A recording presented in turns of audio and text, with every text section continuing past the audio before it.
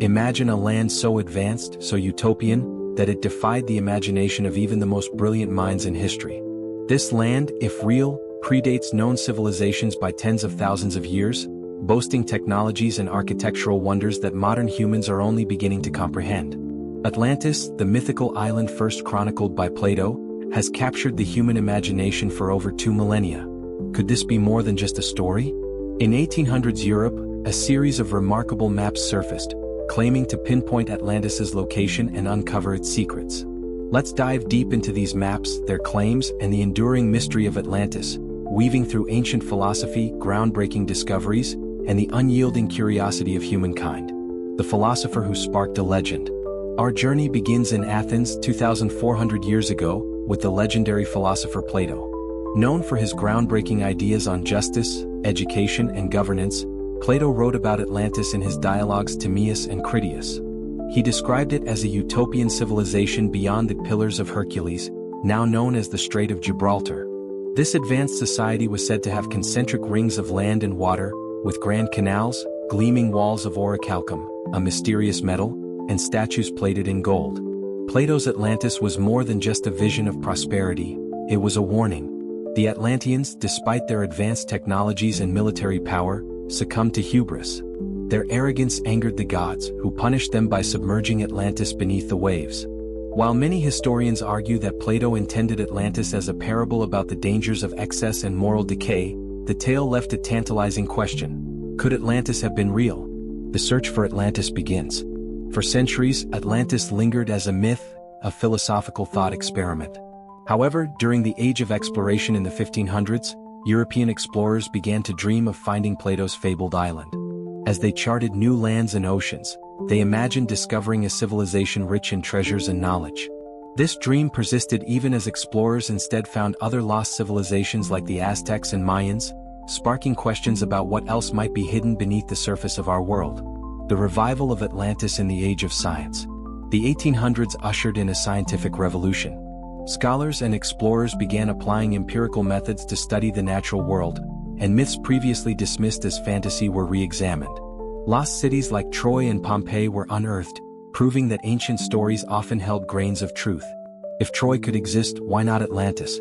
This scientific curiosity coincided with a period of geological discovery. Scientists learned that Earth's continents were not static but had shifted over millennia due to plate tectonics. This theory raised a tantalizing possibility. Could Atlantis have been an ancient continent submerged by these forces?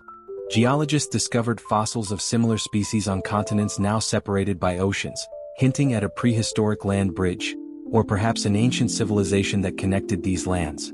The maps that changed everything. Enter the late 1800s, when a Scottish banker-turned-cartographer named William Scott-Elliot produced a set of maps that sent shockwaves through academic circles. These maps, based on his interpretation of ancient texts and spiritual insights, claimed to depict Atlantis in vivid detail. Scott-Elliot's work suggested Atlantis was a sprawling continent located in the Atlantic Ocean, stretching from what is now the Azores to the Caribbean. These maps weren't just artistic speculation, they aligned with some geological theories of the time. For instance, researchers had discovered submerged structures near the Bimini Islands in the Bahamas, which some interpreted as remnants of an Atlantean civilization. Could these maps be a clue to Atlantis's actual location? Atlantis and the Spiritual Revolution. Scott-Elliot's maps emerged during a time when science and spirituality often intersected. The late 19th century was marked by a fascination with mysticism, theosophy, and the idea that ancient civilizations held forgotten wisdom. Thinkers like Helena Blavatsky argued that Atlantis was not merely a physical place but the cradle of spiritual and technological advancement. This spiritual revival added fuel to the Atlantean narrative. Books, lectures, and studies proliferated, presenting Atlantis as a highly advanced society that had mastered technologies far beyond their time. Some even claimed the Atlanteans had harnessed crystal energy, an idea that persists in modern pseudoscience. Clues in myth and archaeology. The parallels between distant cultures have long intrigued historians. How could ancient Egyptians and Mesoamerican civilizations independently develop pyramids, advanced irrigation systems, and similar deities? The theory of a shared origin gained traction. Was Atlantis the mother civilization that seeded these ideas across the globe? Archaeological discoveries in places like Göbekli Tepe, a site dating back over 11,000 years, challenge conventional timelines of human history. Could sites like these hint at the advanced capabilities of an Atlantean society that predated recorded history? The darker side of Atlantis. While the allure of Atlantis has inspired many, it has also been misused. In the early 20th century, fringe theories emerged, linking Atlantis to ideas of racial superiority. Adolf Hitler and the Nazi regime twisted the Atlantean legend to support their narrative of an Aryan master race. These misinterpretations cast a shadow over Atlantis, reminding us of the dangers of using mythology to justify harmful ideologies. Modern perspectives, science versus speculation. Today, the search for Atlantis continues, though it's met with skepticism from mainstream archaeology. The majority of historians agree that Atlantis was a philosophical allegory rather than a historical reality. Yet, discoveries of submerged cities, like Dvarka off the coast of India and Yonaguni near Japan, keep the possibility alive. These findings prove that entire civilizations can be lost to time and water. Geologists and oceanographers have mapped the seafloor extensively, revealing underwater mountain ranges and plateaus. While no definitive evidence of Atlantis has been found, these studies highlight the vastness of the oceans and how much remains undiscovered. William Scott-Elliot's version of Atlantis didn't stop at geographical maps or architectural feats. His narrative extended into defining the people of Atlantis, a race he claimed wielded extraordinary power and intelligence, far beyond the capabilities of what modern humans could comprehend. This wasn't a story grounded in archaeology or anthropology, though. It was a tapestry woven from clairvoyance, pseudoscience, and a touch of sheer audacity. Imagine, if you will, a civilization that thrived a million years ago, an era where, according to scientific consensus, early hominids were just beginning to use primitive tools. Scott-Elliot's Atlanteans were no mere hunter-gatherers. They were portrayed as an enlightened race with a mastery over nature, manipulating forces that defied the understanding of even 20th century science. The Atlantean marvels. Scott-Elliot described Atlanteans as possessing access to an etheric energy from another plane of existence. It wasn't electricity or any other known form of energy, it was a mystical, otherworldly power. With this energy, they crafted technologies that seem ripped straight from science fiction. Flying battleships, advanced irrigation systems, and even machines capable of manipulating the elements. Their city, the City of the Golden Gates, was a utopia of circular perfection, interwoven with sophisticated canals and crowned by a central palace that glimmered with an unearthly brilliance. The civilization's population, as Scott-Elliot imagined it, consisted of about 2 million individuals who thrived in this highly advanced society. But it wasn't just their technology that set them apart, it was their physiology. According to Scott-Elliot, Atlanteans were taller, stronger, and endowed with unique abilities that bordered on the supernatural. Their spiritual practices allowed them to tap into forces unknown to us, blurring the line between science and magic.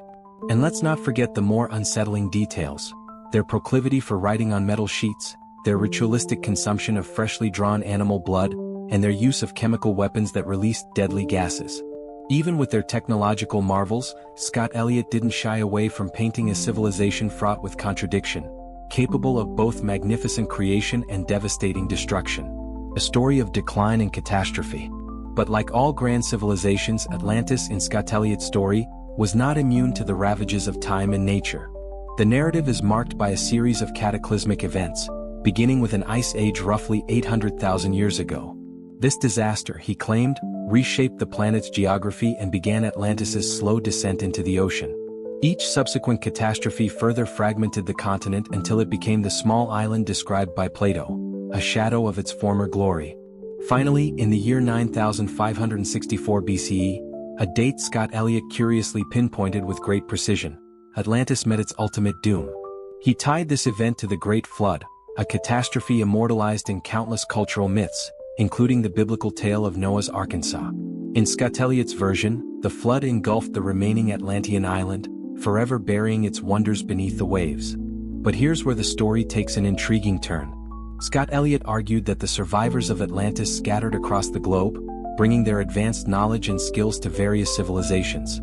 He suggested that the awe-inspiring pyramids of Egypt and Mesoamerica were the direct result of this Atlantean diaspora, a tantalizing explanation for the mysterious similarities in architecture between these distant cultures.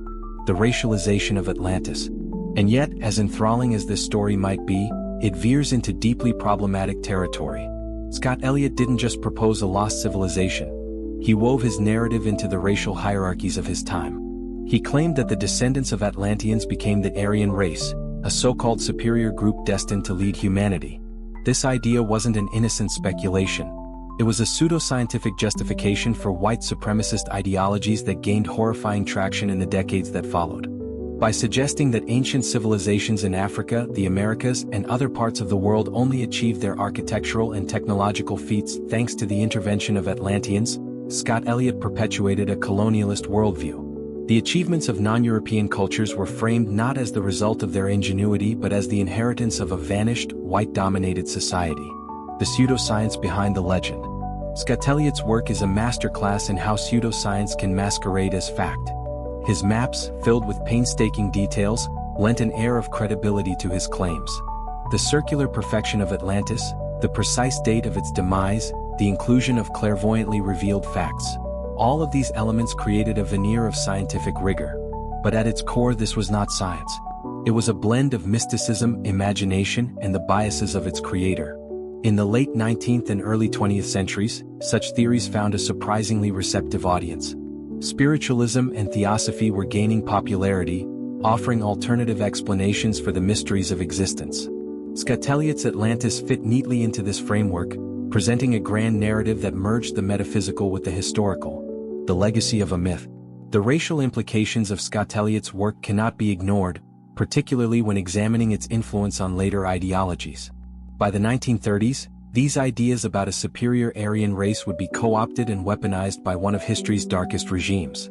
The Nazis, obsessed with notions of racial purity and ancient superiority, drew upon myths like Atlantis to bolster their propaganda. While Scott-Elliot likely never intended for his theories to be used in such a way, his blending of pseudoscience and spiritualism created a dangerous precedent. It showed how easily myths could be twisted to serve political and ideological agendas. Why Atlantis still matters. Atlantis captivates us because it speaks to our deepest fears and hopes. It's a cautionary tale about hubris, a mystery waiting to be solved, and a symbol of humanity's enduring quest for knowledge. Whether or not Atlantis ever existed, the legend challenges us to explore the unknown, question accepted truths, and imagine what might lie beyond the horizon.